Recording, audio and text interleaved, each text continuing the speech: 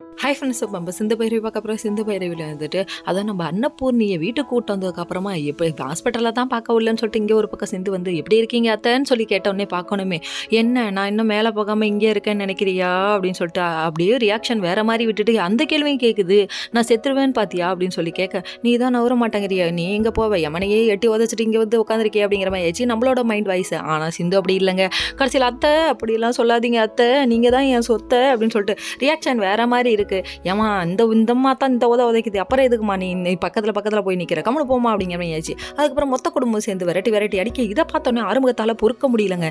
பைரவி உட்காந்து டைனிங் டேபிளில் சாப்பிட்டுட்டு இருக்கும்போது, அதாவது ஸ்னேகாலாம் ஒரு ஆள் எவ்வளோ துரோகம் பண்ணியிருக்கா, கொலை பண்ணுற அளவுக்கு போயிருக்கா, அவளையே நீங்கள்லாம் மன்னிச்சிட்டீங்க, ஆனால் என்ன சின்ன ஒரு பொய் தன்னோட காதலுக்காக சொன்ன சிந்துவை மன்னிக்க மாட்டீங்களான்னு சொல்லி கேட்க, அதுக்கப்புறம் ஆறுமுகத்தை உனக்கு ஒன்றும் தெரியாது கம்முனு கடை அப்படின்ட்டாங்க. அடப்பாவிகளா, நல்லது சொன்னால் நாட்டில் எவன் தான் கேட்குறான் அப்படிங்கிற மாதிரி ஆயிடுச்சு.